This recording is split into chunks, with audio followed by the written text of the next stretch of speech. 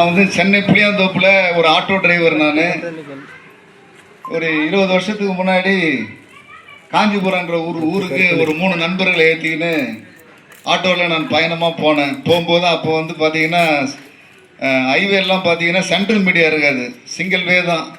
அந்த ராஜீவ்காந்தி சமாதி தாண்டின உடனே நான் லெஃப்ட் சைடில் போயிட்டு இருக்கிறேன். ரைட் சைடில் வந்த லாரி திடீர்னு பார்த்தீங்கன்னா ஏறி இடிச்சிட்டான். இடிச்சிட்டு அந்த லாரி கவுந்துடுச்சு. 8 லட்சம் முட்டை எழுதின்னு வந்தாங்க. அந்த முட்டையெல்லாம் குட்டியில் கவுத்துக்கணும், கொலை மாதிரி ஆகிப்போச்சு. நான் முன்னாடி சீட்டில் உட்காந்து ஓட்டின்னு இருந்தேன். எனக்கு வந்து கண்ணாடிலாம் உடஞ்சி, ஹாண்ட்பார் அடிச்சு 2 கால் உடஞ்சி போச்சு, ஒரு கை துண்டாயிடுச்சு, காது கட்டாயி கீழே விழுந்துச்சு, மண்டை பொழந்து உள்ளகிற மூளெல்லாம் கூட வெளியே வந்துச்சு. அல்லே லூயா. நான் வந்து டவுல் போட்டுன்னு வண்டி, காட்டன் டவுல் போட்டு தான் வண்டி ஓட்டுவேன். சின்ன வயசுன்றதுனால அந்த நானே மண்டையை லைட்டாக ஓப்பன் பண்ணி மூளையெல்லாம் உள்ளே தள்ளி பாரதியார் மாதிரி கட்டு போட்டு கட்டிக்கினேன். காதை எடுத்து பாக்கெட்டில் போட்டுக்கினேன். இந்த பழைய ஆட்டோலாம் பார்த்தீங்கன்னா சைடில் கம்பி வச்சுருப்பாங்க. இப்போ தான் வந்து சிஎன்ஜிலாம் வந்து டோர். அப்போல்லாம் வந்து பெட்ரோல் ஆட்டோலாம் வந்து பார்த்தீங்கன்னா 98ல் கம்பி வச்சுருப்பாங்க. அந்த கம்பி வந்து உயிர் நாளில் ஏறி என் ஃப்ரெண்டு ஸ்பாட் அவுட்டு இறந்துட்டார். இன்னொருத்தர் நடுவில் இருந்து கொஞ்சம் உடம்பு சரியில்லாத ஆகிட்டார். இன்னொருத்தர் மூக்கெல்லாம் அடி போட்டுடுச்சு. அதுக்கப்புறம் என்ன வந்து பத்திரிகையில் போட்டாங்க, டிவிலாம் போட்டாங்க, செத்துட்டேன்னு போட்டாங்க. அப்போ கொஞ்சம் வசதி இருந்ததுனால சொந்தக்காரங்களாம் என்ன பண்ணாங்க, கார் வச்சு ஜிஹெச்சி கூப்பிட்டு வந்து என்னை வந்து ஐசி வார்டில் போட்டாங்க. என்னை சோதித்த டாக்டருங்கெல்லாம் இவர் அவ்வளோதான் செத்துட்டார், இனிமேல் உயிராகி வர முடியாது அப்படின்னு மார்ச்சரின்னு எழுதிட்டாங்க. நான் வீட்டில் ஒரே பையன். அப்போல்லாம் போஸ்ட்மார்ட்டம் பண்ணால் நம்ம தான் அந்த போஸ்ட்மார்ட்டத்துக்கு தேவையான துணி பொருட்களெல்லாம் நம்ம தான் வாங்கி கொடுக்கணும். அப்போ எங்கள் அப்பாவும் போயிட்டு அதெல்லாம் வாங்கிட்டு வந்துட்டார். அந்த நேரம் பார்த்தீங்கன்னா ஞாயிற்றுக்கிழமைன்றதுனால இந்த மாதிரி சகோதரிங்க வந்து ஹாஸ்பிட்டலில் வந்து நோயாளிகள்லாம் பார்த்து ஜெபம் பண்ணுவாங்க, கைப்பிரதிலாம் கொடுத்து எல்லாருக்கும் கொடுப்பாங்க. அப்போது என்ன பண்ணாங்க, என்னுடைய பெட்டுக்கு வந்து அவங்க வந்து எனக்கு ஜெபம் பண்ணாங்க, கண்ணீரோடு அழுதாங்க, தலைமாட்டில் ஒரு நோட்டீஸ் வச்சாங்க. எங்களுக்கு இயேசுனாலே என்னமோ ஒன்றுமே தெரியாது. அந்த மாதிரி ஒரு ஆண்டவர் அறியாத ஒரு குடும்பம். எங்கள் பரம்பரையிலே எங்கள் குடும்பத்தில் யாருமே கிறிஸ்தவங்களே கிடையாது. எங்களுக்கு கிறிஸ்தவத்தை பற்றிலாம் ஒன்றுமே தெரியாது. அந்த மாதிரி ஒரு ஃபேமிலி தான் நான். அப்போ அவங்க சொன்னது, அவங்க பேசுறது எனக்கு எதுவுமே புரியல. ஆனால் அந்த அம்மா பாரத்தோடு அழுது ஜெபம் பண்ணாங்க. அவங்க கண்ணீர்லாம் என் மாரில் பட்டுச்சு, சட்டெல்லாம் கிழிஞ்சதுனால இந்த தண்ணி பட்ட உடனே ஒரு மின்சாரம் பாயறது போல் இருந்தது. அல்லே லூயா. அதுக்கப்புறம் நான் சில மந்திரங்களை சொல்லிட்டு இருந்தேன். அந்த அம்மா என்ன பண்ணாங்க, இதெல்லாம் சொல்லாதப்பா, நீ வந்து இது நிறுத்திட்டு இயேசுவின் ரத்தம் ஜெயின்னு சொல்லுங்கள், நீங்கள் நல்லா ஆயிடுவீங்கன்னு சொல்லிட்டு போயிட்டாங்க. என் நண்பர் மறிக்கும் போது நான் பக்கத்தில் நின்று பார்த்தேன். கண்ணெல்லாம் வந்து பெருசாக வெளியே வந்தது, நாக்கெல்லாம் உள்ளகிற நாக்கெல்லாம் வெளியே வந்து ரொம்ப துடிச்சு தான் அவர் இறந்து போனார். அந்த ஹைவேல பக்கத்திலே இருந்து தான் பார்த்தேன். என்னால் வந்து ஹெல்ப் பண்ண முடியாது. நைட்டு நடுராத்திரி 12 மணி இருக்கும். அந்த மாதிரி அதே போல் எனக்கு வந்துடுச்சு. கண்ணெல்லாம் வெளியே வருது, நாக்கெல்லாம் வெளியே வருது. ஐயோ என்னடா இது, இந்த மாதிரி ஆகிப்போச்சுன்னு சொல்லிட்டு நான் சொல்லி இந்த மந்திரத்தெல்லாம் தூக்கி ஓரம் கட்டிட்டு அந்த அம்மா சொன்ன அந்த ஒரே ஒரு வார்த்தையை மட்டும், இயேசுவின் ரத்தம் ஜெயன்னு ஒரு 3 ட்ரிப்பு சொன்னேன். சொன்ன உடனே பாருங்கள் எரியுது பாருங்கள், எல்இடி லைட்டு. இந்த மாதிரி ஒரு 10 லைட்டு போட்டால் எப்படி வெளிச்சம் வருமோ அந்த இடத்துல அந்த ஒரு ஒளி வந்தது. அந்த ஒளியை வந்து கண்ணால் நம்ம பார்க்க முடியும். 12 மணிக்கு கூட மத்தியானம் சூரியனை பார்த்துடலாம். ஆனால் அந்த ஒளியை என்னால் பார்க்கவும் முடியல. அல்லே லூயா. அந்த ஒளியை அடித்த உடனே என் உடம்புல இருந்த சோர்வெல்லாம் நீங்கி போய் கொதிக்க ஒரு எண்ணெயை காய்ச்சி தலையில் ஊற்றின மாதிரி இருந்தது. எங்கே தான் இருந்தது தெரிஞ்சில்ல, அந்த பலன் வந்துச்சு. ஒரு 4 பேர் அடிக்கணும் போலன்ற மாதிரி ஒரு சக்தி எனக்குள்ளே உருவாகி போச்சு. அப்புறமா பார்த்தா எனக்கு ஒன்றுமே புரியல. இப்போ கொஞ்ச நேரம் பார்த்தா அந்த லைட்டெல்லாம் ஆஃப் ஆகிடுச்சு. அப்புறமா பார்த்தா இது மாதிரி ஒரு மாலை நேரம் ஒரு 6:30-7 மணி இருக்கும். என்னால் நடக்க முடியாது. நவுந்து வெளியே வந்து பார்த்தா ஜிஹெச் ஹாஸ்பிட்டல். ஐயோ நம்ம காஞ்சிபுரம் போகணுமே, இந்த மாதிரி ஆகி போச்சுன்னு சொல்லி அப்போ தான் எனக்கு கொஞ்சம் லைட்டாக சுயநினைவு வந்து தண்ணி தாங்க எடுக்குது. உடனே நவுந்து ஒரு டாய்லெட்டுக்கு போயிட்டு ஒரு பெயிண்ட் டப்பா இருந்தது, நாத்தடிக்கிற தண்ணி தான். சரி என்ன பண்ண, அந்த தண்ணி விட்டால் வேறு தண்ணிலாம் இல்லை, என் கூட யாருமே இல்லை, எல்லாம் வெளியில் இருக்கிறாங்க, உள்ளே வர முடியாது. அப்புறம் அந்த தண்ணியை குடிச்சிட்டு மேலே ரத்தம்லாம் இருந்ததெல்லாம் தொடிச்சுன்னு கிடிச்சுன்னு அப்படியே நவுந்து வந்து பெட்டில் வந்து உட்காந்தா டாக்டர்லாம் வந்து தேடுறாங்க பாடியை காணும். ஆனால் அவங்க போஸ்ட்மார்ட்டம் பண்ணுறது எல்லா ஏற்பாடும் பண்ணிட்டாங்க. காலையில் என் பக்கத்தில் இருந்தவர் ஒருத்தர் இறந்துட்டார். அவரை அந்த வண்டியில் கொண்டு போயிட்டு சவகடங்களை போட்டு அந்த வண்டியை எங்கேயோ விட்டு போயிட்டாங்க. அந்த வண்டி வந்து நான் இருந்த வார்டில் இல்லை. ஆனால் அந்த வண்டி கண்டி இருந்ததுன்னா என்னை எடுத்து போய் அறுத்துட்டு இருப்பாங்க. ஆண்டவர் தான் கிருபை செஞ்சார். மத்தியானம் ஷிஃப்ட்டு வந்தவங்க அந்த வண்டியை தேடி தேடி அலையிறாங்க, வண்டி கிடைக்கல. அதுக்கப்புறம் நான் நவுந்து வந்து பெட்டில் வந்து உட்காந்த உடனே டாக்டருங்க ஒரு பக்கம் திட்டுறாங்க, வண்டியை தான் நிறுத்திட்டு பாடி ஏற்றிடலாமாட்டாங்க. அப்புறமா டாக்டருங்க அவங்களுக்கு சண்டை வந்து, நீங்கள் வண்டியை ஏற்றின லேட் ஆனதுனால பாரியா செத்து போன உட்காந்துட்டு பேசினுங்கிறாங்க அப்படின்னு சொல்லி எப்படி உதவ விட்டார். அல்லேலூயா. நீங்கள் வந்து இது ஒன்றும் பொய் சாட்சி இல்லை, நான் புளியாந்தோப்பில் தான் பிறந்தேன், நான் ஒன்றும் அட்ரஸ் தரேன், எங்கள் ஊரில் வந்து கேட்டு பாருங்க. உங்களுக்கு டவுட் இருந்தால் என்னை இட்டுன்னு போய் யாராவது சட்டையெல்லாம் கைட்டு பாருங்க, உடம்புல வந்து வெட்டெல்லாம் இருக்குது, அடி வெட்டு காயெல்லாம் இருக்குது. இது வந்து பத்திரிகையில் போட்டாங்க, டிவிலெலாம் போட்ட ஒரு சாட்சி தான். நான் ஒரு ஆண்டவர் அறியாத குடும்பம், ஆனால் அந்த அம்மா பண்ண ஜெபம், அந்த அம்மா யாரோ தெரியாது. இதோ வந்துருக்குறாங்க எங்கள் அம்மாங்க, அந்த மாதிரி ஒரு அம்மா தான் அந்த அம்மா. வந்து கண்ணீரோடு ஜெபிச்சுது அந்த அம்மா. அந்த கண்ணீரை கேட்டு அந்த ஆண்டவர் எனக்கு இறங்கினார். அல்லேலூயா.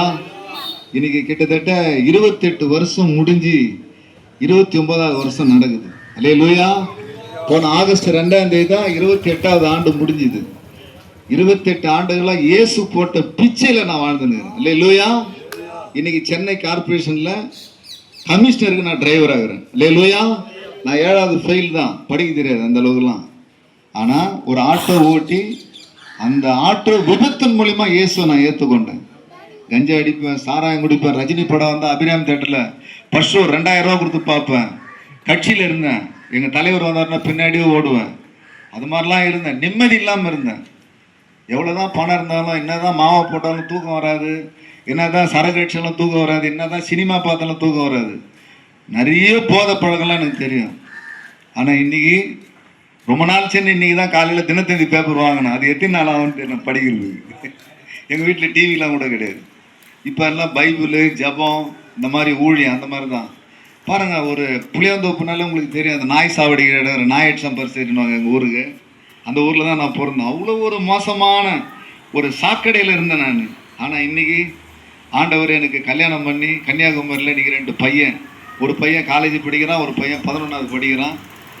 இதே பெனாக்கா ரோட்டில் இருக்கிற சிபிஎம் சர்ச்சுக்கு தான் நாங்கள் போகிறோம். அல்லேலூயா.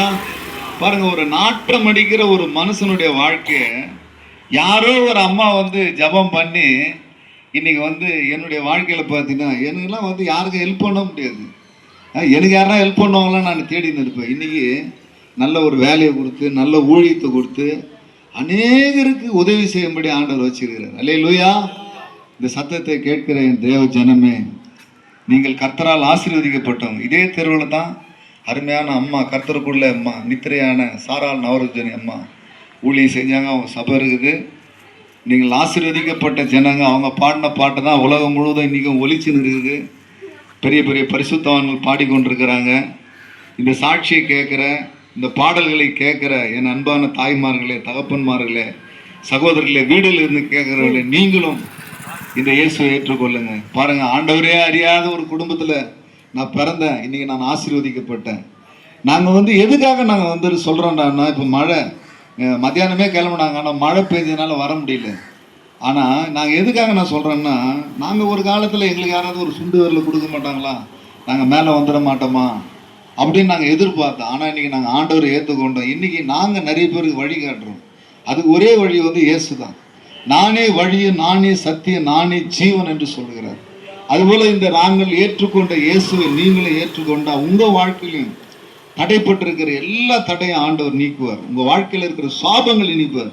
பாருங்கள், நான் கஞ்சா அடிப்பேன். ஒரு நாளைக்கு டிபி சத்தில் போய்ட்டு 3 பொட்டலும் கஞ்சா வாங்கி வருவேன். அப்பயே கிங் சைஸ் ஒரு நாளைக்கு வந்து 4 பாக்கெட் அடிப்பேன். இரவில் மட்டும் காஜா பீடி 25 பீடி ஒரு கட்டு. எல்லா சரக்கும் நான் அடிக்காத சரக்கே இல்லை. இன்னைக்கு பார்த்தீங்கன்னா நான் திரும்பி பாருடா பாவி, இந்த பழங்கள்லாம் நானடா பண்ணேன் அப்படின்னு. இன்னைக்கு சிகரெட்டு அடிக்கிறவங்கள பார்த்தா எனக்கு கோவம் வருது. இந்த ஸ்மெல்லு பிடிக்கல, பாவத்திலே இருந்தேன். ஆனால் இன்றைக்கி அந்த இயேசுநாதரை ஏற்றுக்கொண்ட உடனே இந்த அம்மா இந்த ஐயெல்லாம் கொடுக்குறாங்க இந்த ட்ராக்ஸ், அதெல்லாம் வாங்கி படிக்க படிக்க படிக்க ஐயோயோ நம்ம பெரிய தப்பு பண்ணுறோன்னு சொல்லி அந்த நோட்டீஸை படித்து நான் தெரிஞ்சுக்கினேன். அதுக்கப்புறம் பைபிளை படிக்கும்போது அப்புறம் நான் இதெல்லாம் தப்பு பண்ணுறேன், இதெல்லாம் தப்புன்னு சொல்லி நீங்கள் எல்லாரையும் விட்டுட்டேன். இப்போ என்னுடைய நான் ரசித்த நடிகர் ரஜினி வந்தவொட திரும்பி பார்க்க மாட்டேன். எனக்கு இப்போ ஒரிஜினல் ஹீரோ ஜீசஸ் தான். நான் இருந்த கட்சிக்காரங்க வந்தவொட திரும்பி பார்க்க மாட்டேன். அவங்க பணத்துக்காக அவங்க நம்மளை வச்சு ஆதாயம் பண்ணுறாங்க. ஆனால் நம்மளை பற்றி அவங்க கவலைப்பட மாட்டாங்க. அந்த அறியாமை காலத்தில் நாங்கள் அவங்களுக்கு பின்னாடி ஓடணும். கட்டவுட்டுக்கு அபிராமியில் பால் அபிஷேகம்லாம் பண்ணிக்கிறேன். அந்த மாதிரிலாம் பண்ணுவேன். இன்னைக்கு நான் எதையுமே இப்போ என்னுடைய ரியல் ஹீரோ இயேசு கிறிஸ்து தான். ஆமாம், அல்லேலூயா. அதனால் இன்னைக்கு இந்த இயேசுவை நாங்கள் ஏற்றுக்கொண்டோம், நாங்கள் ஆசீர்வதிக்கப்பட்டோம். நாம் பெற்ற இன்பம் பெருகை வையகம். இந்த மேட்டு மேலாம் வந்து குடிச்சிட்டு நான் சனிக்கிழமை நைட்டு கூலி வாங்கின்னு வந்தேன்னா ஞாயிற்றுக்கிழமை வரையும் இங்கே தான் இருப்பேன். காசு காலியாக வர வரையும். இன்றைக்கி இந்த மேடெல்லாம் காலி பண்ணி எல்லாம் கண்ணகி நகரம் அங்கே இங்கேன்னு போயிட்டாங்க. அந்த மாதிரி மேட்டு மேலே நிறைய நண்பர்கள் இருந்தாங்க என் கூட. அதனால தான் வந்து எல்லாம் கஞ்சி ஆயிடுச்சின்னு சரக்கு ஆயிடுச்சின்னு நைட்டெல்லாம் தூங்கவும் மாட்டேன் சனிக்கிழமை நைட்டுன்னா. அந்த மாதிரிலாம் ஒரு மோசமான வாழ்க்கை வாழ்ந்தவன்னா. ஆனால் இயேசு என்னுடைய வாழ்க்கையில் வந்தார். இன்னைக்கு என்னுடைய வாழ்க்கையில் ஒரு பெரிய ஒரு வசந்த காலத்தை கொடுத்து எனக்கு வாழ்க்கையில் வந்து லட்சியமே இல்லை. கஞ்சா குடிச்சு ராவா சரக்கு அடிச்சு செத்துடலாமா? ஏன்னா எங்கள் அம்மா செத்து போச்சு சின்னதுல 9 வயசுல. எங்கள் அம்மா செத்துட்டோன்னா எனக்கு நிம்மதியே இல்லை. ரொம்ப ஃபேமிலி சென்டிமெண்ட்டில் வாழ்ந்தேன். எங்கள் அம்மா செத்த பிறகு ஏதாவது ஒன்று பண்ணின்னு செத்துவேன். தூக்கு போட்டேன், தண்டவாளத்தில் போய் நின்னேன், என்னென்னோ பண்ணேன். தூக்கு போட்டால் தூளம் தான் உடஞ்சிது. சாவை தேடி எப்படியும் ஒரு 20 முறை நான் ட்ரை பண்ணேன். ஆனால் இன்னைக்கு பாருங்க, எத்தனையோ பேர் தற்கொலை பண்ணுறவங்களாம் ஆண்டவர் வந்து மீட்டு வைக்கிறார். அல்லேலூயா. அதனால் வந்து இந்த சத்தத்தை கேட்குற தேவதனமே நீங்களும் கேட்டு நீங்கள் அருகில் உள்ள சர்ச்சுக்கு போங்க. உங்களை சுற்றி நிறைய சபைகள் இருக்குது. இப்போ சாரா நவஜனமா சபை இருக்குது, எதிரில் சிபிஎம் சபை இருக்குது, இன்னும் நிறைய சபைகள் இருக்குது. நீங்கள் சர்ச்சுக்கு போங்க. அங்கே சொல்லிக் கொடுக்குற பாட்டை கேளுங்க, அங்கே சொல்லிக் கொடுக்குற வசனத்தை கேளுங்க. உங்கள் வாழ்க்கையில் இருக்கிற சாபங்கள்லாம் ஆண்டவர் மாற்றுவார். உன்னுடைய பாவத்துக்காக என்னுடைய